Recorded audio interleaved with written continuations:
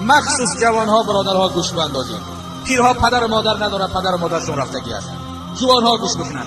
کدام گناهی که به سبب او گناه عذابی و در آخرت در دوزخ وعده شده باشد، اما او بنده که پدر و مادر میرنجانه و عذاب میده و از پدر و مادر عاق میشود، خدا در دنیا او را نشان میده. اولا در دنیا خدا او را ذلیل زبونش میکنه، نشانش میده تا که عبرت دیگرها بشود که هیچ کس به پدر و مادر چیکار نکند، او را زبان درازی نکند، به احترامی نکند، که این به احترامی و این زبان درازی همه بعد پیدا شد.